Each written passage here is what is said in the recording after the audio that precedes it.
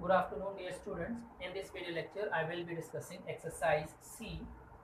Till now, we have seen ratio. Now, it is about proportion. What is actually proportion?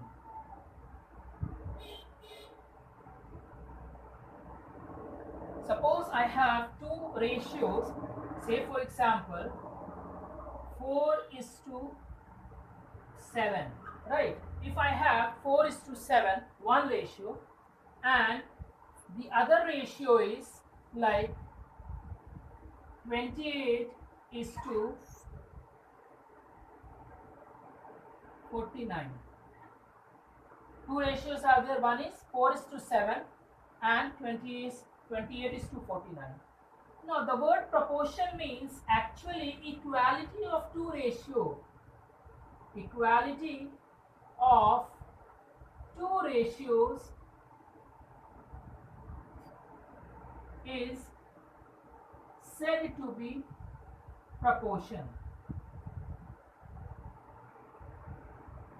Now equality of two ratios is said to be proportion. If I write 4:7, if it is equal to 28/49, let us see, 7 4s are 28, 7 7s are 49.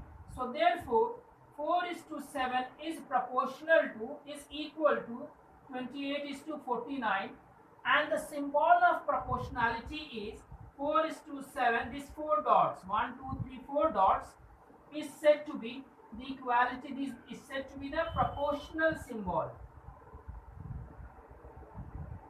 Proportional symbol. Now these terms, like first this 4, this 7, 28, 49. These four terms have got their names. Like this 4 is called as first term. 7 is called as second term. Then we have 28 is called as third term. Then we have 49 here, which is called as fourth term.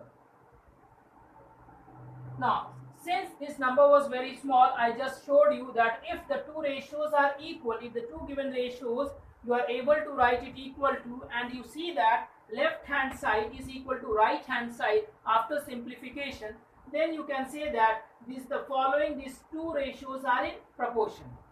Now the condition, if you see here, what you will notice here, like 4, let's take another example. Suppose I say that A, B, C, D, these are the four terms and they are in proportion. If I say that these are the four terms and they are in proportion, then what you will write? You will be writing A is to B is proportional to C is to D.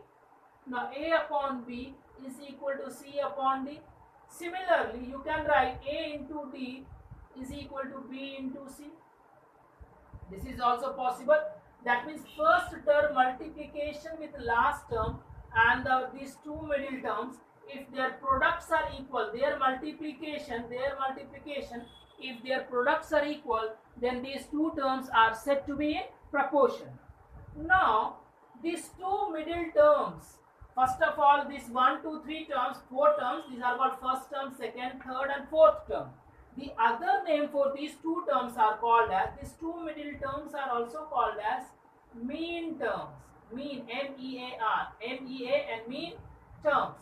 And this last two, A and D are called extreme terms. Extreme terms. Understood? So you have to keep in mind first term, second term, third term and fourth term. This is one type of, one set of name. The other name for this is also, the middle two terms are said to be mean terms. The last two terms are said to be extreme terms. If product of mean term is equal to product of extreme terms, then the numbers are said to be in proportion. This all you have to write in your copy, my dear students. All this thing, whatever I am writing right now, or whatever I have written in the previous lectures, you should be writing in your copy. It should be complete. Once the school reopen, I will be checking your classwork copy. So be prepared. The school is very soon going to reopen. So now I was discussing about the proportion in which the various terms have been received. They have been called by different names. Like first term is called first, 7 is called second term, and so on like this. These two middle terms are called mean terms. These two are called extreme terms. Product of mean is equal to product of extreme. Then the numbers are said to be proportion. Now I will be writing what is the use of proportion. Right now we have seen about ratios. Ratio was the comparison of two similar quantities. Ratio, as you all know, I have told you, ratio is the comparison of two similar quantities, right? Two similar quantities. Like if I have rupees 4 and this side I am having rupees 7, then it is okay. Their ratio is okay. Rupees will be cancelled.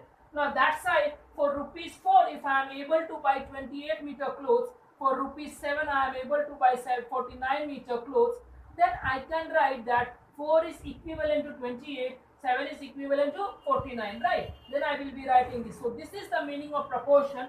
That means comparison of two different quantities. Like this side we have rupees symbol, this side I may be having meter, I may be having kg, liter. This side I may be having meter per second. This side I may be having time relations. So this is the meaning. That is why the proportionality came into picture, to compare two set of different ratios, to find out the result, to find out the solution to a given problem.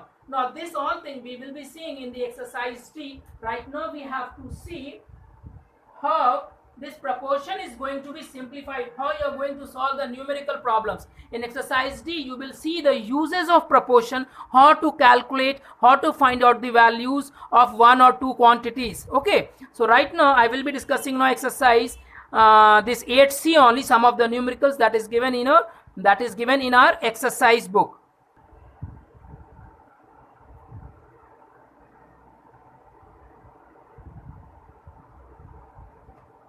Now the question I have written in the paper itself.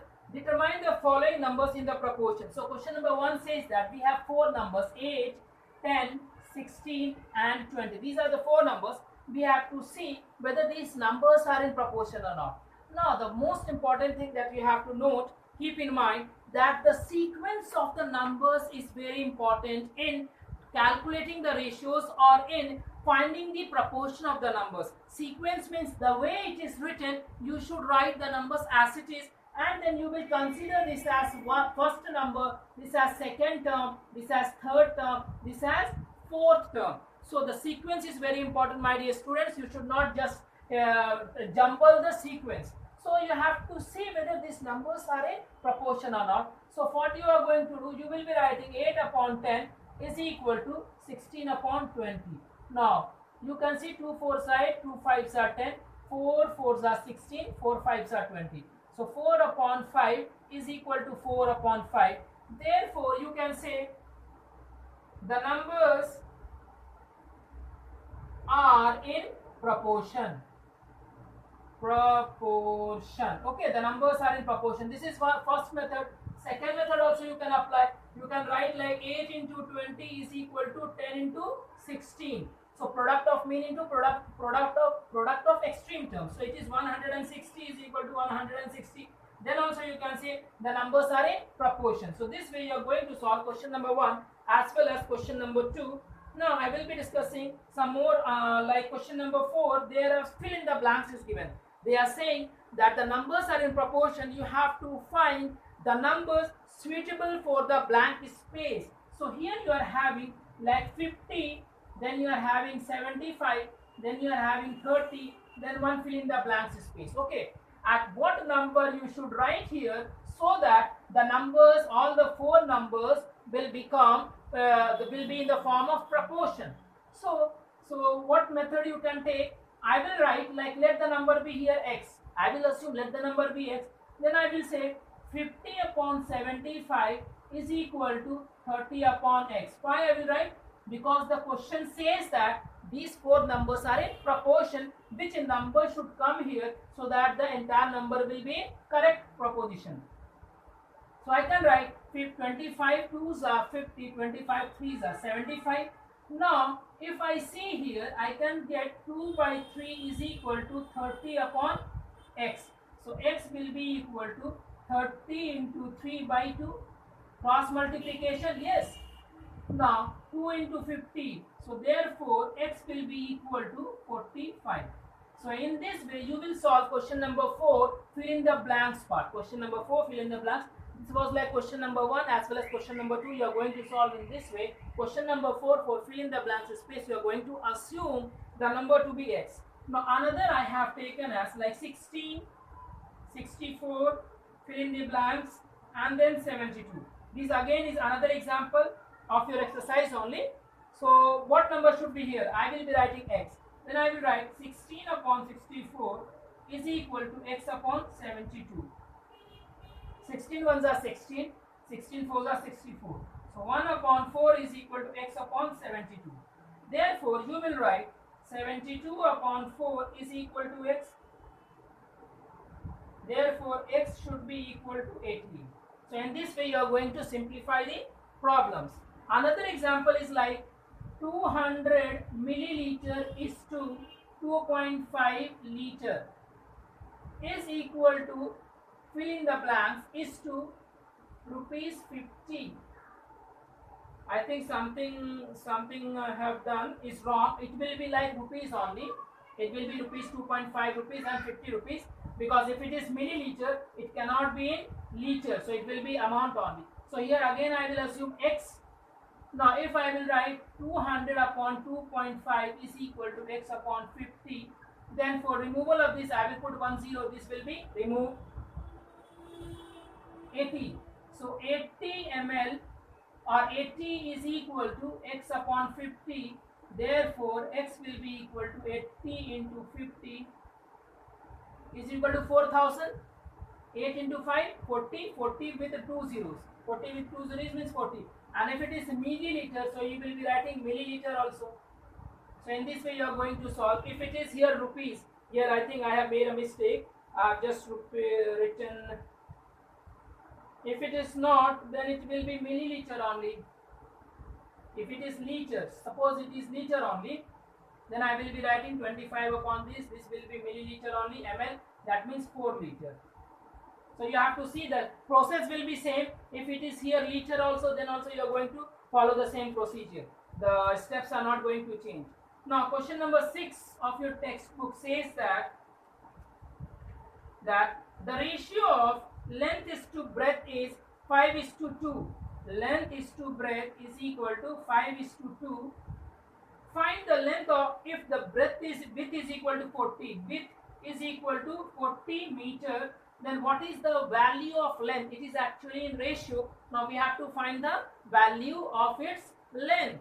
Now this way you are going to solve. I told you in the beginning that we will be seeing the uses of what? Proportion. So here you can write 5/2 is equal to breadth. This is breadth, right? 2 is my breadth. So it means length is to breadth. Length by breadth is equal to 5/2. So you can write here x upon 40. Okay. Now you compare these two quantities. Length upon breadth. Length upon breadth is equal to 5/2, and 5/2 is equal to, in front of length you will be writing x. In front of width you will be writing 40, because breadth is given equal to 40. So here you will be having x is equal to 5 into 40 by 2. That means 100 meters.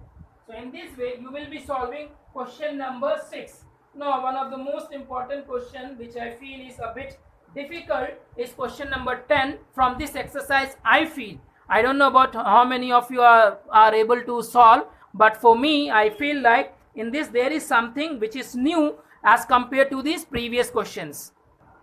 Now question number 10 says that after selling 85 copies of a book for every 100 copies printed, that means a person has printed 100 copies and he is able to sell only 85 copies. Okay, this is one statement. Second statement says that if the person is, suppose the question says second part, the printed copy, a publisher is not able to sell 45 copies, that means 45 copies are left, 45 copies are left, then how many copies did he printed?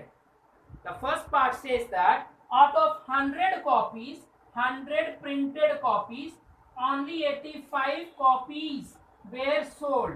Okay, these many copies were sold. Now only 45 copies are left. 45 copies are left means how many, then the question says how many copies were printed. When he is having 100 copies, printed copies, he is able to sell only 85 copies. Now 45 copies are left. It is not sold, my dear student. These many copies are left. So how many copies were printed total? So the very first thing you can do is you can write number of copies printed is equal to 100. Number of copies sold is equal to 85. Let the total number of copies sold be X. Okay, number of copies, for second statement I am writing, let the total number of copies sold be X. Then total number of copies printed is equal to how much? 45 left plus X number of copies which he have already sold. Yes or no? These many copies he have sold, these many copies were left, plus X will be the total number of copies, printed copies. So from this what you can write, out of sold, that means 85 were sold out of 100 copies. So this should be equal to how many copies sold? X, and total number of copies were 45 plus X. Understood? So according to the question, first of all you have to write all the four statements. Then you will write according to the questions, 85 copies were sold out of printed. That means you can write sold upon printed is equal to 85 by 100 is equal to X upon 45 plus X. After this, it is very easy. It is very easy to calculate now. You can write 520 is 100, 5 into 17. Now you see 17 multiplied by 45 plus X will be equal to 20X. Now 17 into 45 plus 17X is equal to 20X. 17 into 45 is equal to 20X minus of 17X, that is equal to 3X. 17 into 45. Therefore, X will be equal to 17 into 45 by 3 into 15. Okay. Now 17 5s are 85 and 17 ones are 17. That means 255 copies. So how many copies were sold? The total number of copies sold were 255. Total number of copies sold. Now number of copies printed, if they are asking number of copies printed is equal to 255 plus 45 is equal to 300. So if they are asking number of copies sold, then you have to find out this. If they are asking number of copies printed is equal to 300. So in this way you are going to solve the numerical problems of question number 10. It is a bit different type as compared to the other. That is why I told you that just try to read and try to understand the question. Now exercise 8D.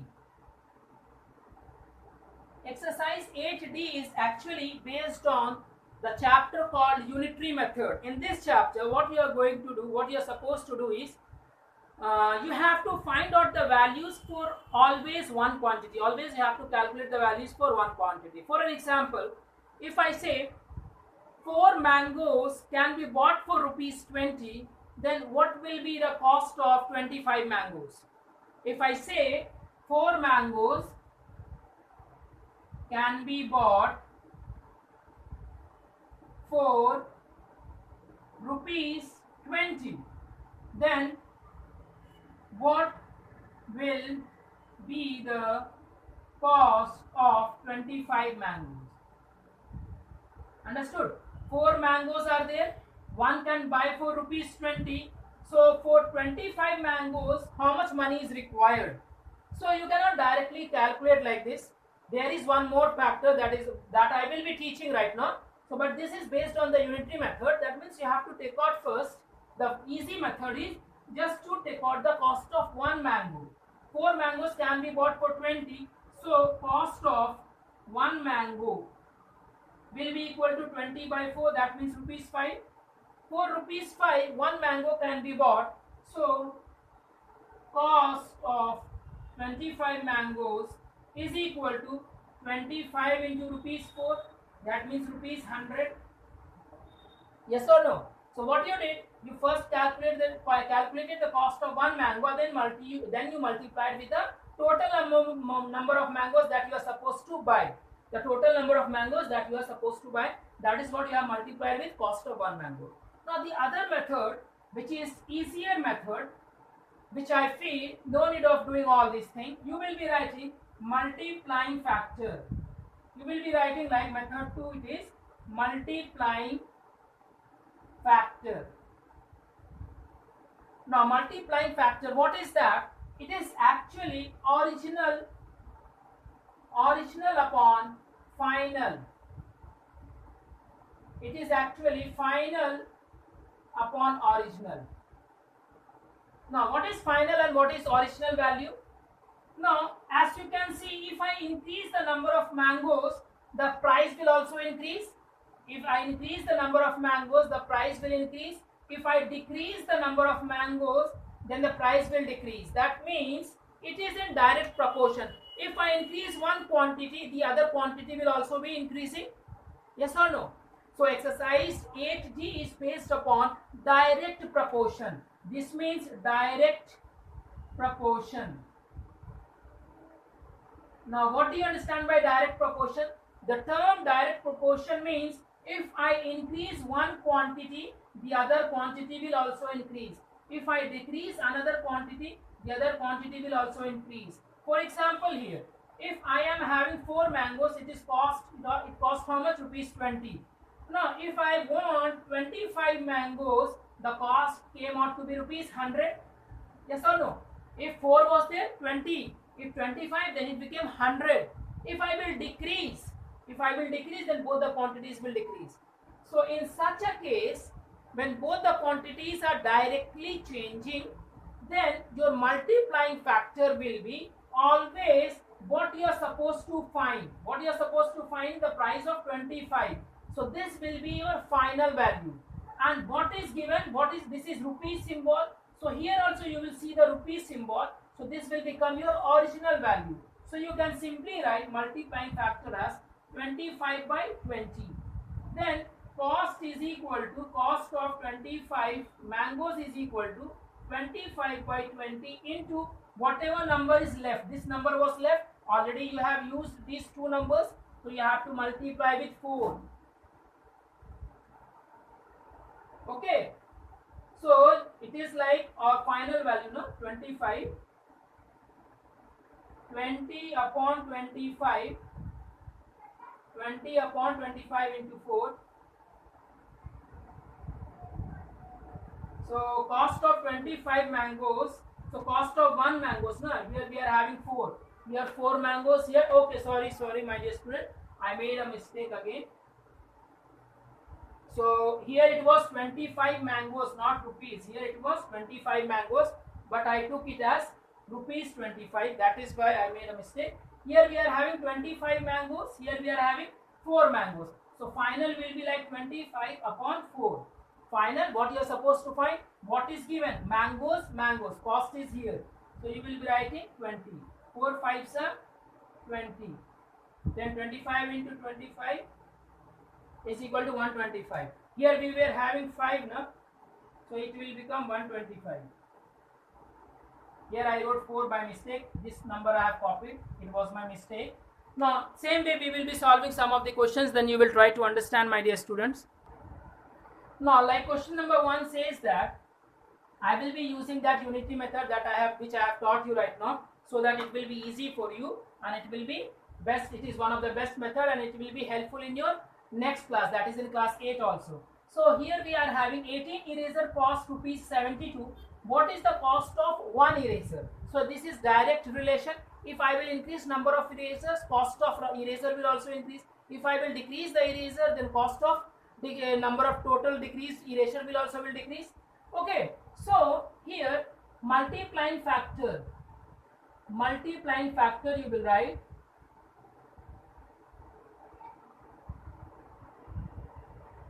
multiplying factor is equal to, since it is in direct relations, so what you are going to find? One eraser. So you will write 1. How many erasers were there? 18 erasers. So 1 upon 18. So then you will write cost is equal to 1 upon 18 into the price, that is 72. So 18 fours are 72. So rupees 4 will be your answer for question number 1. Same way, in this way you will solve, very easy method. Then question number 3, if you go, if in 25 minutes a train can travel 20 kilometers, how far will it travel in 15 minutes? Understood?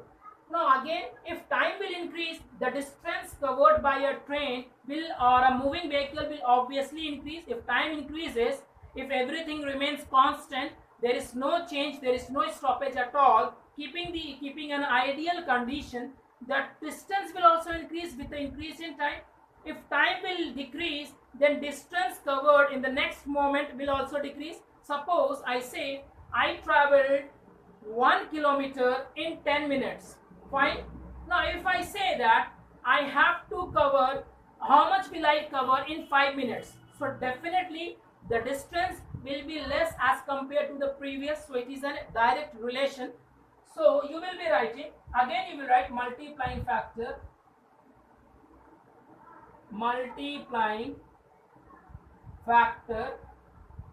is equal to, what you are going to find? 15 minutes. That is your final value. What is your original value? 25 minutes. You write it as 25 minutes.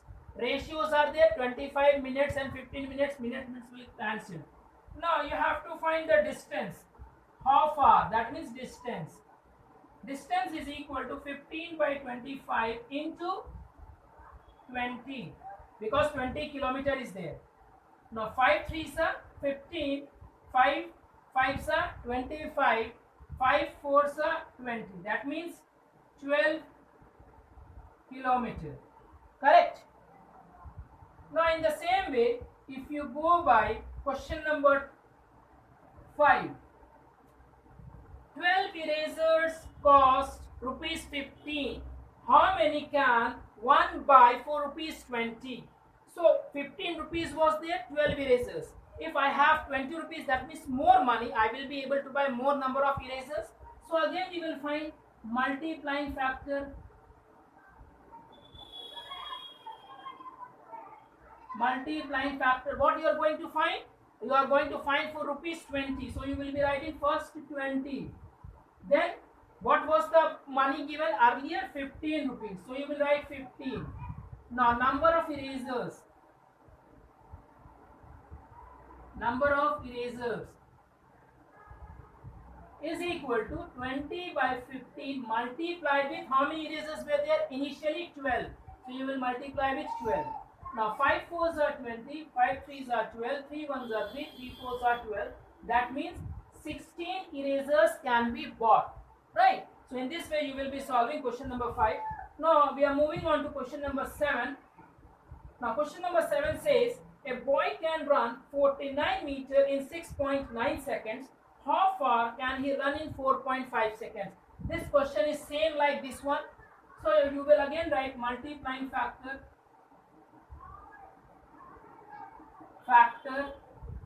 is equal to 4.5 second. Right? So your answer is 4.5 second upon how much second it is given initially? 6.3. So 6.3. So this decimal will be cancelled off. Now you have to find the distance. So distance will be equal to this ratio 45 by 63 multiplied with how many? 49 meter. Now you see 9 5s are 45, 9 7s are 63, 7 1s are 7, 7 7s are 49, 35 meters. So in this way, you all will be able to in this way you all will be able to solve the remaining problems. I hope there won't be any problem. The questions are very easy, and the method which I have taught you is also very simple. With less effort, you have to just simply write 2-3 lines, and then you will get the answers. Only two things you have to write. The first is multiplying factor. The second is direct answers. Multiplying factor means final value upon original value. That means what you are going to find upon the value that is given. What you have to see, keep in mind, if it is in minute, you have to take in denominator also minute. If it is in rupees, then denominator will also be in rupees, and then you can simplify, and then you will get the answers. Now with this, I finished my chapter ratio and proportion, and I hope you all will be able to complete it as soon as possible. Maybe tomorrow I will be starting the new chapter. Thank you.